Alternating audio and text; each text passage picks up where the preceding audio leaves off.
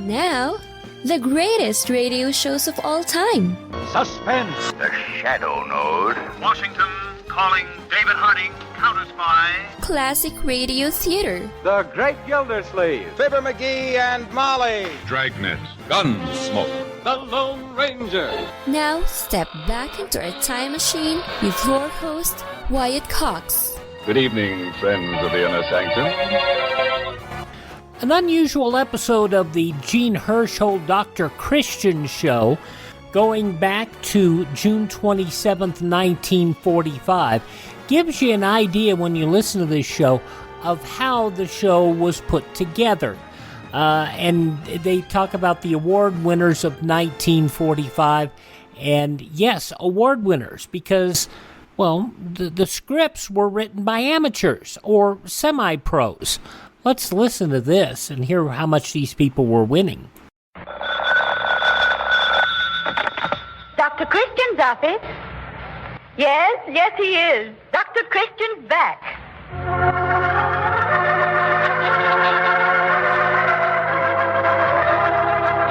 Tonight, the Vaseline program presents the winners of the Dr. Christian Award for 1945 with our star Jean Hersholt presiding, assisted by Helen Clare, who plays Judy Price.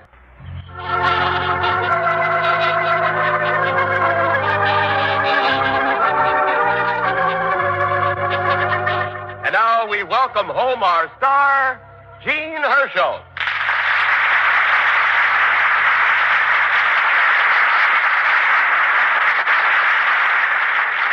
Well, thank you very, very much. Oh, it's good to have you back, Dr. Christian. Mr. Herschel. Oh, that's all right, Helen. A perfectly natural mistake. My wife makes it quite often. Before we announce the winners of the Dr. Christian Award for 1945, won't you tell us something about your trip to Denmark? Oh, yes. I know everyone would love to hear about some of the things you did and saw. How many miles did you cover? About 7,000. And I flew over 7 countries, not counting our own. And I visited in Somme and was back, or should I say, am back tonight, after only 18 days. Well, how did you go, Mr. Hersholt? By American Export Airlines from here to England. From there, the RAF took me to Denmark. We flew from New York to Copenhagen in about 27 hours. We gained a little time on the return trip and made it in about 24 hours. And how was dear old London town? Well, I think I remember the miracle of St. Paul's Cathedral more than anything else. There it stood, still proud and beautiful with nothing but rubble and ruins around it. The galleys couldn't down Samuel Johnson either. His statue still stands there all alone, with his profile turned toward the sky. Would it be out of place to ask, how was the food? John Reed King? It's not too good, John, if that's any consolation. What about Germany? England's devastation, as bad as it is nothing compared to German towns and cities. We flew over Hamburg. Looks like a volcano crater. But then we flew over the Danish border, and I thought we were coming to an oasis. Is that much different? It's almost unbelievable. A few buildings are wrecked in Copenhagen, but those were blown up by the Danes themselves, by the underground, during the German occupation. They had over 43,000 trained and completely armed men in Copenhagen alone. Well, how did they manage that? Well, they were trained in groups of 5 and 6 by paratroopers flown over from England. Doctors, lawyers, and other professions formed groups, and others followed. But what about supplies? Since 1944, Sweden alone has sent 70,000 tons of ammunition, 7,000 flamethrowers, and 50,000 hand grenades. Well, that'll give you some idea of the cooperation and the encouragement they have had. Well, how did they ever get it in? Well, a lot of it was simply rowed over by Swedish and Danish fishing boats. And how was the food in Denmark, Mr. Hersholt? John, I don't want to break your heart, but the food in Denmark was just as good as it has ever been. And you know how good that is, if you've ever been in that country. But there's a very interesting reason for that. You see, the Germans planned a last stand near there, and thinking of the stomachs as usual, planned to use Denmark as the kitchen. They didn't know they were really doing us a favor, because now Denmark will be able to help other countries with between 90,000 and 100,000 tons of food before September. Boomerang, huh? Well, of course, Denmark can't send food to other countries unless she gets coal and iron and oil to make transportation possible. What about Sweden, Mr. Hersholt? Sweden was like another world. I arrived in time for the Midsummer Night's Festival, and you see, that's their important holiday, like Christmas. Children were dancing around maypoles. The whole city was ablaze with lights. And plenty of food? Yes, John, although butter and meat are rationed. Well, what about nylon stockings? Helen, would you believe it? You can buy nylon stockings for only 17 kroner in Stockholm, and that's about $4 a pair in our money. And you didn't bring either Mrs. Hersholt or Judy a pair? I couldn't. All the stores were closed the 2 days while I was there, during the festival. Oh. Oh, yes, but wait a minute. I saw them through the store windows. What wouldn't I give even for a peek? One of the most interesting things I did in Copenhagen was to go through one of the jails with the chief of police one day. Oh, well, did you see any captured Nazi big shots or collaborationists? They weren't big shots, Helen, but there were two of them I shall never forget. For many years now, I've been giving a Hersholt trophy to the new sportsman or sportswoman who gained special recognition that year. In 1936, I remember it was presented to a very charming girl for her prowess in swimming. She wrote a note thanking me. Well, of course, I answered her note, and I said I hoped we would meet someday. We did. That day, she was in jail as I went through, held for collaborating with the Germans. Oh. Well, who was the other? No one I had ever known before, but someone we should all meet. He typifies the German ideal. He was one of those Nazi gangsters. He admitted killing 87 innocent people. I asked him, if you had your life to live over again, what would you do? Well, I could hardly believe my ears when he said, I'd do exactly the same thing. There's no repentance in them, it seems. Then he added, what's more, even if it takes 5, 10, or 15 years, Hitler is not dead. He'll come back, and the Nazi party with him. And what did you say to that? Well, I couldn't resist reminding him that he won't be here to see it. Well, what about the German prisoners? Oh, that's a different story. Denmark is putting them to good use. How, Dr. Christian? Clearing the countryside and the cities of the mines the Germans left. You see, if anyone gets blown up, they will. You had an audience with the King of Denmark, didn't you, Mr. Hersholt? Yes, Helen. And he is not only the best-loved man in the country, but he's come to be a symbol of Denmark itself. Oh, I'll bet everybody put out the red carpet for you. But isn't it nice to be home? That's the greatest thrill of all. You get home to America. June 27th, 1945. Dr. Christian on Classic Radio Theater with Wyatt Cox. You ever make a change and then think, why didn't I do this years ago? Well, that's how people feel about switching to Medishare for their health care, especially now with inflation the way it is. People are very happy with the savings. Most families save about $500 a month when they switch. It's a huge help when prices are going up so fast in so many other areas. And Medishare's customer satisfaction rate is double that of health insurance. It's just a different experience, and people really like that. Medishare is an alternative to health insurance. It's a community of Christians who share each other's healthcare bills, and it's been going strong for over 25 years.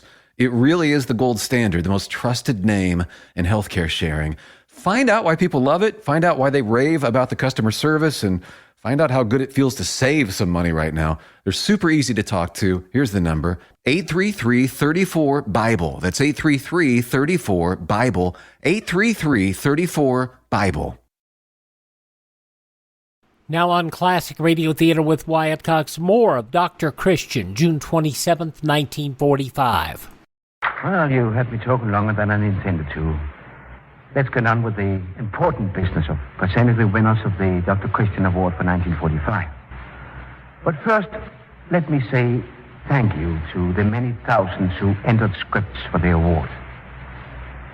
We commend the spirit you displayed in trying and striving to win. It's the American creed that a man or woman can go on as far as his ability will take him. Those who are winners tonight have won on the basis of merit and merit alone, according to the opinion of the committee of judges. Now, John Reed King, let's have the names of the winners. You're going to announce 8 winners tonight, aren't you? Yes, 8 winners, and the first prize of $2,000 goes to Eleanor Tarshish of Forest Hills, New York, for her script, Davies in Love. Second prize of $1,000 goes to Joseph C. Koch and Dr. Simon G. Sachs of Duluth, Minnesota, who collaborated on the script Carrare. The third prize of $500 goes to James Boston of Cambridge, Massachusetts, for his script, The Last Awakening. Awards of $350 each go to Peggy Mann, New York City, for her script, Always a Woman, to Mrs. Mary M. Pindle of St. Joseph, Missouri, for her script, Leave It to Love, to George D. Griffin of Washington, D.C., for his script, The Liar, to Vernon O'Brien of New York City for his script, Two Notes, to Patrick Taylor of Brooklyn, New York, for his script, Love to Mama. We've had an exciting day today trying to reach some of these winners so we could present them to you in person tonight. We have the $2,000 winner, Eleanor Tarshish, right here on the stage now. A charming young brunette. We wish you could see her flashing smile. Here she is, Miss Eleanor Tarshish. And is it safe to ask you how it feels to win $2,000? Oh, I'm floating. You know, Miss Tarshish, you're the only girl and the first girl to win the $2,000 Dr. Christian Award. You're also the first native New Yorker to win. Oh, I think I should share that honor with Ohio. I spent some time there, too. Well, where was that? I went to high school and college there, the University of Toledo. And have you always wanted to be a writer? Well, I began writing when I was 7. When I was 10, I wrote the great American novel. Oh, yeah. I used to hide it in an old jar at home so my mother wouldn't see it. And I've got 4 bales of old manuscripts in the closet right now. Well, what made you turn to radio? I sent some of my short stories to an agent here, and she said she thought I would do better as a playwright. I see. And you began writing for radio immediately? First, I went to Emerson College in Boston to study radio. Then I sold some scripts to several national radio programs. I worked on an upstate radio station for a while, writing and directing plays, announcing the news, doing just about everything. After that, I was employed as news researcher in the overseas department of a radio network. And until now, that's where I got my biggest thrill. Well, what was that? Well, I was the first person to handle the news of the surrender of Italy. Oh, that must have been a thrill. I suppose, like all the girls, you have a sweetheart in the service. Well, my brother is overseas in the Quartermaster Corps of the 8th Air Force. We're expecting him home on furlough soon, on his way to the Pacific. The rest of your family? Just my mother. And she's seen me quit writing 1,000 times. But you always come back to it. Excuse me, Mr. Hersholt, but I think Mother is here in the audience tonight. Right down in the front row. I think Mother should take a bow or two, don't you, Mr. Hersholt? Indeed I do. Well, let's have her stand up. There she is right there. Well, I know how happy you must be, Mrs. Tarshish, to be with us tonight to see your daughter receive this $2,000 award for her fine radio play, Dave's in Love. Thank you, Mr. Herschel. I'm very grateful to the Cheeseboro Manufacturing Company, sponsors of the Dr. Christian Award, for this opportunity you've given me. And, of course, actually having the check in my hand is a terrific thrill. Thank you all. And now for our next winners. Joseph Koch and Dr. Simon Sachs, who won the second award of $1,000 for their script Carrara. We take you to Duluth, Minnesota, to radio station KDAL. Come in, KDAL. Imagine it was last night. Suddenly your telephone rings in its usual busy-like tone, and you answer and a voice calmly informs you your script entry has taken second place in the summer series of the Dr. Christian Playwriting Awards. You probably would have reacted much like these two men here. When I saw them an hour after that eventful call, they were so happy and thrilled that they bubbled over just like a fountain. Beads of nervous perspiration gleamed on their foreheads as they nervously walked about and talked. Yes, it was a shock, but oh, what a pleasant one. The co-writers, Dr. Simon G. Sachs, a prominent Duluth physician, and Joe Koch, KDAL's promotion and publicity manager, are in our studios and will be interviewed by a native Duluthian, Margaret Culkin Banning. Mrs. Banning is one of this country's best-loved writers and is known for her keen insight and understanding of life today. Here she is, Margaret Culkin Banning. Before I ask you any questions, let me extend to both of you my sincere congratulations. This first recognition of your writing abilities brings with it a heartwarming feeling that will not disappear with the succeeding years. This may be the happiest night of your life so far, but there may quite well be greater ones to come. Now tell me, one of you, how does it happen that a young radio man and a physician should get together to co-author a play? I might answer that, Mrs. Banning. Joe and I were talking in the hospital waiting room just before his wife had her baby. We found it out in our discussion that Dr. Christian was one of our favorite shows. And also, we were both interested in entering a script for the contest. Well, that's right, Mrs. Banning. Dr. Sachs was really keeping me cool. And when he admitted he had a plot for a mystery play, I was all attention. Right there in the waiting room, I called it the pacing room at the time, we agreed to work together on the script and submit it to Dr. Christian. Dr. Sachs worked out the unusual plot, and I rewrote and edited the script for radio use. Has either of you submitted the script to the program before? I haven't, but Joe Koch did last year. But I didn't have any luck. Now, aren't you glad you tried again? Who was the persistent one? Well, the doctor is to thank for that, Mrs. Banning. Last year I submitted 2 stories, but even I recognized that their plots were weak. But for several years I've been listening to Dr. Christian mainly to study the manner in which the stories were developed. I guess I hadn't listened long enough when I turned over the scripts last year. But this time we had a good, strong plot, and I wrote and rewrote the dialogue until I felt certain it couldn't be improved. At least, not by an amateur like me. I can't help but wonder how old you are, Joe. You have such a young-looking face under that thatch of red hair. Do you mind if I ask how old you are? Not at all. I guess I've got one of those young faces, but I'm really 23. Well, you have a few years ahead of you to write. How long have you been in radio? Well, I've been in the entertainment business since I was 10 years old, singing and playing in a little band in my hometown of Superior, Wisconsin. My first air work started when I was 15, strangely enough, right here at KDAL. I was one of the first kid news reporters, I guess, giving news from the child's angle.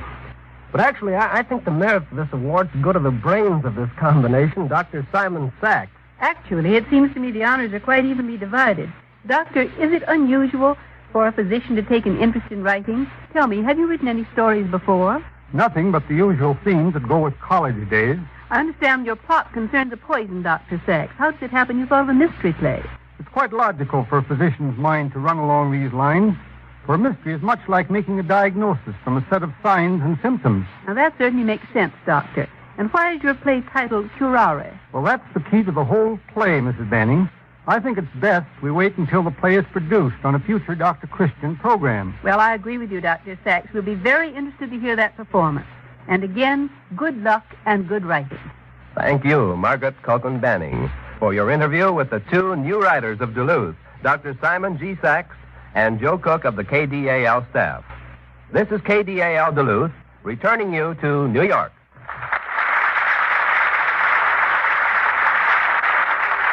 The third award of $500 was won by James Boston of Cambridge, Massachusetts. We take you now to WEEI in Boston. Come in, WEEI. Yes, from the studios of WEEI, it's Mr. Boston from Boston. That's almost double talk, and it does sound like a scriptwriter's pun. But right beside me is a personable-looking young man named Mr. Boston. Is that actually your own name, or have you adopted it as a pen name? No, that's my real-life name. But, of course, it makes a good pen name, too. Well, your pen certainly has helped put Boston on the radio map. Which would you say was the oldest? Boston the city or Boston the man? Well, all I know is that Boston has been in the family a long time. As a matter of fact, it's an old English name, and some of my ancestors were among the first settlers from old Boston to the New World Boston. Mr. Boston, how do you feel about winning third prize in the Dr. Christian competition this year? Very pleased, Mr. Garrigus, and a little dazed. After winning the 2000 award last year, I had no idea that I'd win another magnificent prize this year. Then winning this fine prize is indeed a surprise. It's a mighty pleasant surprise to any writer. And I want to take this opportunity to extend my personal congratulations to Miss Eleanor Tarshish, this year's winner of the Dr. Christian Award. I know from experience how pleased she must be. Well, to judge from the outstanding success achieved by you former award winners, Mr. Boston, she's well launched as a radio writer. I sincerely wish her good fortune and welcome her to the alumnus of Dr. Christian Award winners. Mr. Boston, do you enjoy writing the script for Mr. Hersholt and Miss Price? I certainly do. In writing for the Dr. Christian show, I never have to think of characterization, but just plotting. Dr. Christian and Judy Price are so vividly portrayed that I can always foresee how they would react. under almost any conditions. Have you written other radio shows since last year, Mr. Boston? Yes, Mr. Garrigus. I have had the good fortune to have written several scripts which have been produced coast to coast on various CBS shows. But the Dr. Christian Show is my first love, and it was the Vaseline program which really started me as a full-time radio writer. Every script I've written this year has been produced, and I've received invitations to write for several other outstanding shows. Have you any pet theories regarding radio writing which might help others, Mr. Boston? I think that acting out one script is the best test for the beginning writer. If hearing it read aloud doesn't nauseate the writer, then quite possibly the listener may even enjoy it. That sounds simple enough. Just write it out and give it a listen. Hardly as simple as that, Mr. Garrigus. I can offer one tip, though, that is a must for really tight writing. Some magic formula or shortcut, perhaps? Oh, no. The long way around is the shortest way to arrive at a good script. Rewriting your script in entirety, as much as 7 times, is absolutely essential. Only by constant polishing, pointing up, and revising can a script be produced of broadcast quality. Thank you, Mr. Boston, for that sound advice. It has been a great honor, Mr. Garrigus, to speak to the fine Dr. Christian family tonight. And all I can say is goodbye and good luck. This is WEEI Boston returning you to New York. So how much were these people really getting paid? We'll tell you about that in a few moments. Jean Hersholt, Dr. Christian, June 27, 1945, on Classic Radio Theater with Wyatt Cox. No offense, but are you a little fat when you look in the mirror? How would you like to learn the secrets to lose 3 to 5 pounds a week easily without joining the gym or going through any crazy diets? It's called Body Sculpt by Med Diet. For the last 2 decades, we've been helping people just like you that have pounds they want to shed. We've helped millions of people lose thousands and thousands of pounds over the years. And now it's your turn. Learn the secrets of how to lose weight with one simple phone call. You'll see an amazing difference in a matter of days. Don't believe us? We'll offer you a money-back guarantee. If you're ready to start losing weight right now, call right now to learn more about your risk-free order to Body Sculpt. Call for your risk-free offer. 800-738-5332. 800-738-5332. 800-738-5332. That's 800-738-5332. Are you in bad pain? You know what I mean. Your knees hurt. Your shoulder hurts. Your elbow and back are constantly killing you. And I'm sure you've tried every pain pill or cream available at the drugstore. Am I right? Well, here's something you haven't tried. Pain Magic. Pain Magic is not available at any drugstore. The only place you can get it is by calling the special toll-free number I'm about to give you. And to make things even better, call right now and find out about our buy one, get one free offer. We're so confident it'll work for you that we offer a free bottle with your purchase. No prescription required. Call now to learn how you can get Pain Magic and get rid of your pain. Remember, your results may vary. 800-492-8164. 800-492-8164. 800-492-8164. That's 800-492-8164.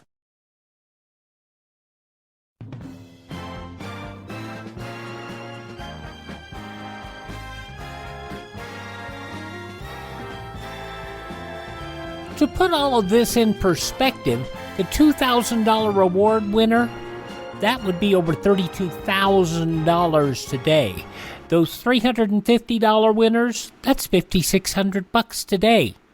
Who could sneeze at that? The conclusion of the Dr. Christian Award Winners Show, starring Jean Hersholt, June 27th, 1945.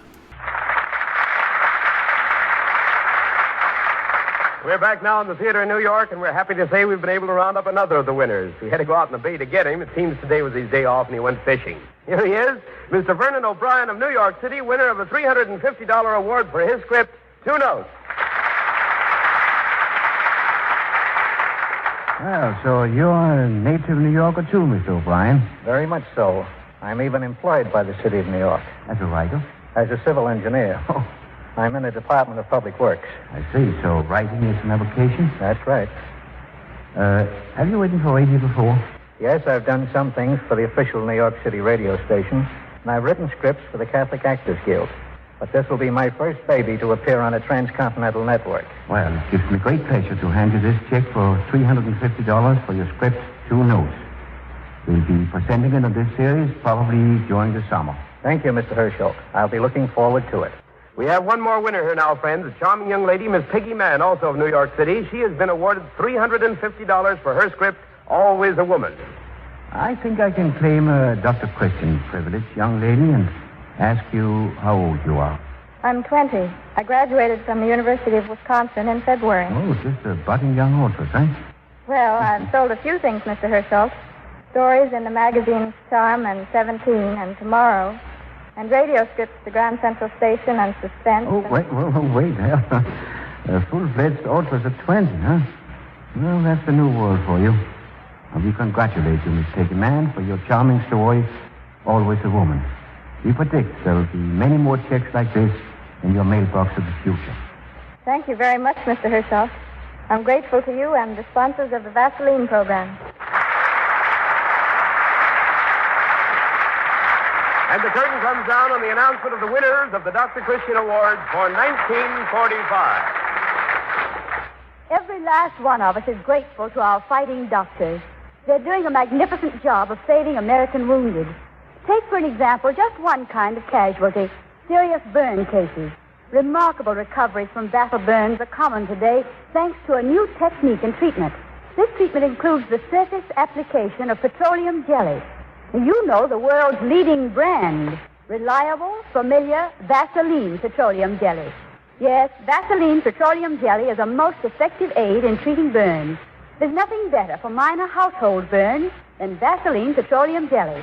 When anyone in your family suffers a minor burn or scald, do this. Spread Vaseline petroleum jelly on fine mesh gauze and place over the burn.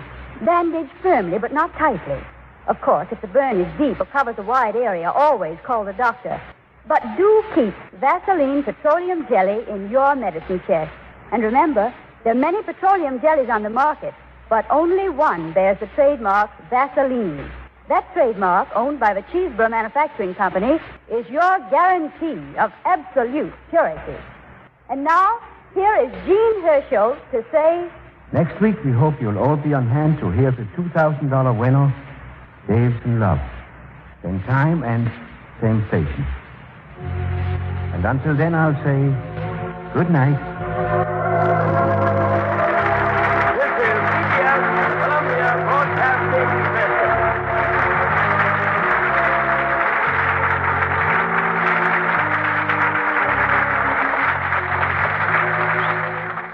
You gotta admit, that had to be life-changing money for some of these people.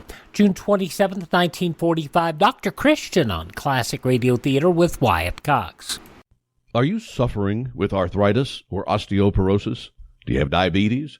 Did you know that these are just 2 of the hundreds of diseases that have seen improvement with Dr. Wallach's incredible longevity products? You can't get them at a health food store. The only way to get them is to call us at 800-214-0065. That's 800-214-0065.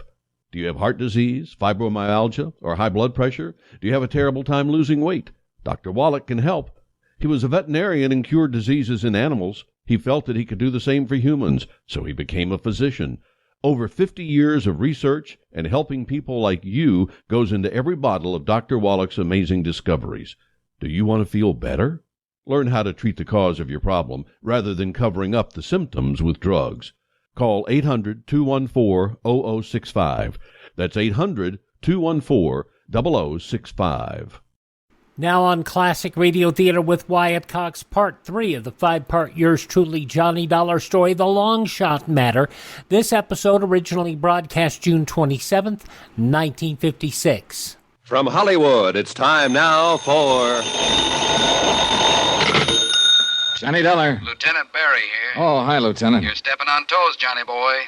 Who's now? Dr. Victor Palmquist. Here you had a chat with him. Just how do you chat with a clam? Whatever it was, he was very unhappy about it. He called you? Yeah, very snide, too. Said if we had any more questions, to leave him alone and call his lawyers, and to keep unauthorized people away from him. Meaning me? Meaning you. Well, what's he worried about? You've already got his wife's killer in jail, haven't you? Everybody buys that but you, Johnny. You said it before. I'm a hard sale. Meet me for lunch. I'll try to sell you.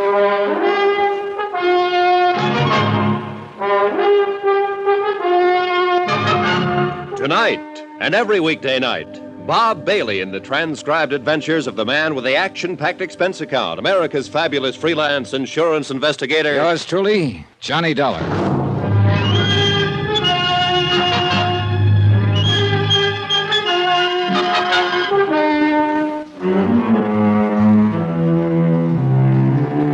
From Special Investigator Johnny Dollar, location Los Angeles, California, to National Underwriters Association, 1180 River Road, Hartford, Connecticut. Assignment, the Longshot Matter. Expense account continued. Item 3, $1 even. Taxi to the Barclay for lunch with Lieutenant Berry. But let me backtrack for a minute. Coming down in the hotel elevator, I kept thinking over what the lieutenant had said, and I disagreed completely. I wasn't a hard sale. It's just that I wasn't an early sale. There were too many angles to the death of Mrs. Palmquist, too many things I didn't know yet. I got proof of that the minute I stepped outside the hotel. The white cad sedan parked directly across the street contained a real interesting combination of people. Eric Palmquist, the doctor's son, and Steffi Lund, the doctor's nurse. The moment they saw me, they did what every amateur sleuth does. They drove away as fast as possible, thereby becoming just as conspicuous as a second nose. By the time I reached the Barclay, Lieutenant Berry had ordered for both of us. You don't like it, order something else, but it's the best they got. Matter of fact, it looks pretty good. Now, as I was saying... Yeah. So, Palmquist nurse and his kid are an item. You waiting for me to look impressed? You get up out of the wrong side this morning, Lieutenant. Look, I don't like the smell of this deal any more than you do, but what does it all add up to? You're sent out here to look into a possible killing. Which happens. Victim, Mrs. Palmquist. So, an ex-convict sits in a cell accused of the murder. The accuser and witness, the dead woman's husband. The con insists he's been framed, that the husband is a killer. But the husband is well alibied, bringing it down to the setup known as ex-con versus respected citizen. You know there's more to it than that. Don't give me lessons, Johnny. You think you've come up with one thing we don't already know about? I got checkouts going on the doctor, his nurse, his son, everybody within shooting distance of this thing. Don't get any ideas we're asleep down at the hall. All right. Give me a little fill, huh? Who? Palmquist's nurse, Steffi Lund. Nice kid, never been in trouble. At least we couldn't find any. What about the boy, Eric Palmquist? Typical rich doctor's son. Kind of wild, sensitive, gambles, but Papa can afford it. Also hits the booze too much for a kid that young. What about the doctor's alibi, Laura Considine? Yeah, knew I should have skipped that one. Your eyes look like they're whistling. Isn't that awful? At my age, too. All right, Johnny, she's clean. By the way, where does she live? Has a big house in Long Beach. Why? No doctors there? It's still a free country. I know people whose doctors live in Patterson, New Jersey. Point. Oh, almost forgot. I got the lab report on that anonymous note that started this thing. Anything? Untraceable. No prints, cheap paper that can be bought anywhere. And the letters were cut from a dozen different magazines. Didn't tell us a thing. What do you mean it didn't? What? It told us someone was going to try to collect on a policy.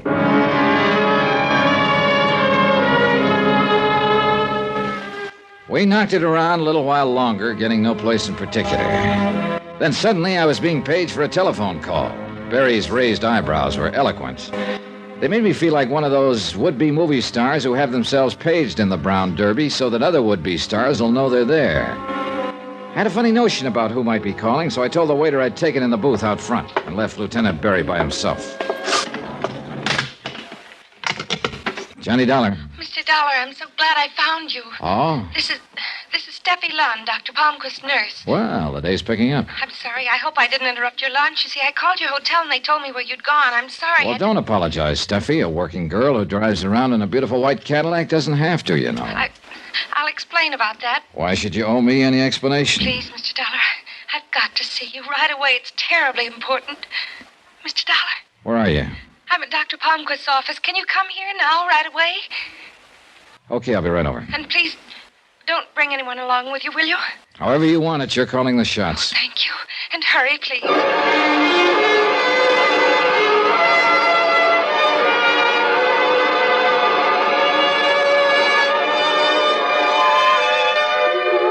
Expense account item 4, citation for speeding, $25. The carbon copy reads 63 miles per hour in a 35 zone. You ever tried to talk an LA-type cop out of a ticket? It's ridiculous. He's always a big, good-looking guy who listens seriously while you alibi, but never stops writing. Then he smiles, calls you sir, and hands you the ticket. I couldn't beef about it, though. 2 reasons. 1, I deserved it. And two, if I hadn't been stopped, I'd never have realized I was being tailed. Because the tail knew what he was doing. A heavy-set, thuggy-looking fellow in a black 51 sedan. He circled the block twice while I was getting the ticket. Was right back on me as I started out again. He was still there as I pulled up in front of Dr. Palmquist's office. But he was smart enough to ride on by without even looking at me. I waited to see if he'd come around the block again. He didn't.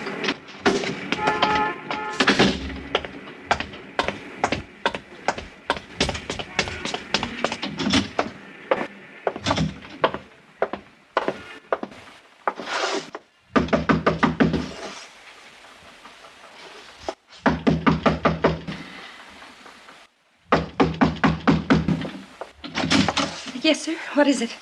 What? What do you want? Well, now, that's a switch. When you called me a few minutes ago, you said... No, you're mistaken.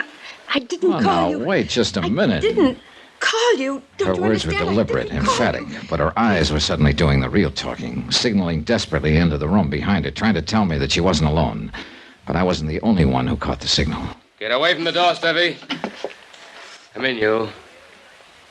Did you hear me? I said come in. Eric, please. Hello, Eric.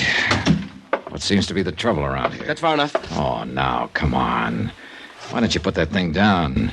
Your family's had enough misery with 38s. Darling, do what he says. Why did you call him, Steffi? Why? Because somebody's got to help you because of what you're going through and what it's doing to you.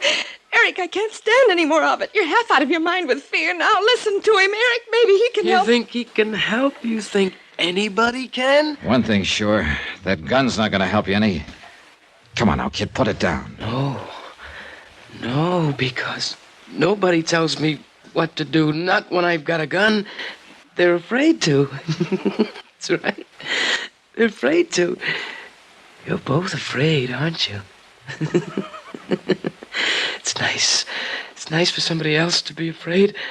I like that. I really like that. He wasn't even looking at us anymore, just somewhere off into space. Somehow, Steffi sensed that I was waiting for a chance to grab his gun and motioned for me not to. And suddenly I remembered where I'd seen that lost, empty look before. Mrs. Palmquist, Eric's mother. She'd had her share of that look the day she died. Mr. Dollar, help me with him, please. I picked him up, put him on the couch. He had that terrible whiteness that a deep faint brings, and Steffi didn't waste any time. She loosened his collar, shoved his head forward. In a few minutes, he shuddered once, came to, took a deep breath. We made him comfortable on the couch, but you could see that it had been a rough trip for him. He was conscious, but he didn't have the strength to open his eyes. Steffi just stared at him. He'll be all right now. What's wrong with him, Steffi? Why that thing that just happened? You want the technical name? Circulatory lability. Sound impressive. Talk layman, huh? A form of extreme hypertension. Nerves. Enough to make him faint like that from anger, from fear. It's a lovely thing for a man to go through, isn't it? Well, that calls for a different kind of medicine, doesn't it? Analysis with a psychiatrist. He's in it now. Only with Eric, it's going to take a long time. Maybe a very long time. But a kid like that, how? Why? Fear. Overpowering, petrifying fear. Of what? His father. Of Dr. Palmquist? Yes. The nice Dr. Palmquist. The gentle, quiet healer. My employer. My father-in-law. You and Eric are married? Tijuana 6 weeks ago. Eric is 25 years old, Mr. Dollar, and he's so afraid of his father we're still keeping the marriage a secret. Why, Steffi? Why is he so afraid of Palmquist? His analyst hasn't been able to get through to that. You expect me to? Well, somebody better. Why did you say that? Because he waved that gun around very convincingly for a scared kid. He never would have fired. Don't you understand? He's so frightened he couldn't have made himself do it. I hope you're right.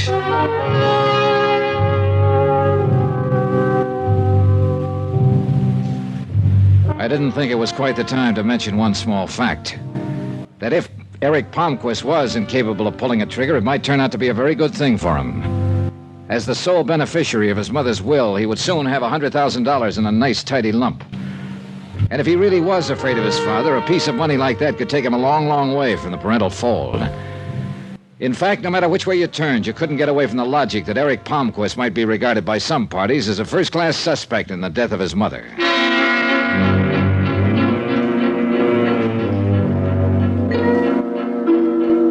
Steffi was still pretty much upset when I finally left her, and I must admit that my own mind wasn't exactly at ease. Hoping that the fresh air would help to clear my thoughts, I took my time driving back, and it must have been nearly an hour later when I pulled into the subterranean garage of my hotel. I guess I was thinking too hard about what had just happened. In any case, I wasn't quick enough. Just as I passed one of the garage's big concrete pillars, a figure stepped out from behind it, brought the business end of a Colt banging down on my head. The ground climbed up and got me. But not before I had a look at him. My heavy-set, thuggy-looking friend who tailed me earlier in the day. He could talk, too. You're in the wrong town, punk. Take the hint. I took the hint. I passed out.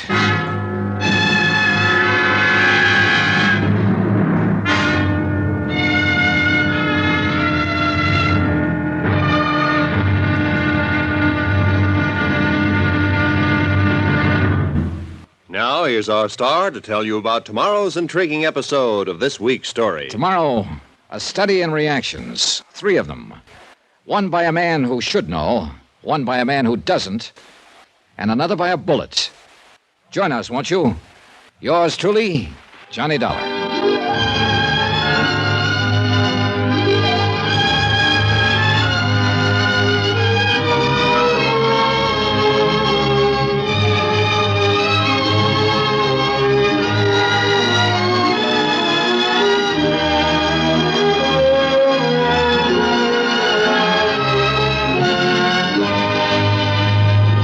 Yours truly, Johnny Dollar, starring Bob Bailey, is transcribed in Hollywood. Written by Tony Barrett, it is produced and directed by Jack Johnstone. Be sure to join us tomorrow night, same time and station, for the next exciting episode of Yours truly, Johnny Dollar.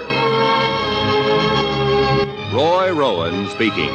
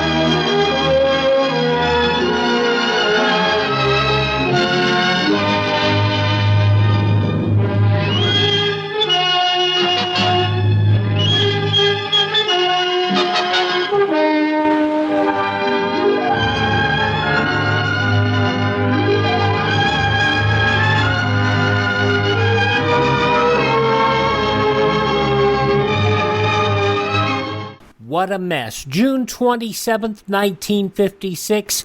Yours truly, Johnny Dollar, here on Classic Radio Theater with Wyatt Cox. Please thank this radio station, support their advertisers. It's their kindness and courtesy that allows us to be with you each and every time we roll around here on your favorite station. And don't forget, if you miss a day, you don't have to miss a single show. Our shows are available through most every podcast app out there, including Spotify, Spreaker, Apple Podcast, Google Podcast, Amazon, and iHeart. Just search for Classic Radio Theater with Wyatt Cox. That's Classic Radio Theater with Wyatt Cox. And, of course, at our webpage, which is classicradio.stream. There you stream the shows on demand. You learn more about classic radio collecting. You can follow me there. Find our social media links. You can email me. And you can even buy me a coffee. Now, lest you think that we're panhandling, it's not that at all. If you want to buy me a coffee, that's great. You don't have to. But one of the things that you do is, one of the perks, is that you help us grow this show. You help us find additional shows that are out there. And quite frankly, they're all out there. So we'll find them for you. And yeah, I might buy a Dr. Pepper every so often. That's through my webpage, classicradio.stream. Thanks for tuning in. Tell all your friends the great radio shows are right here at this spot on the dial. Classic Radio Theater with Wyatt Cox on your favorite radio station.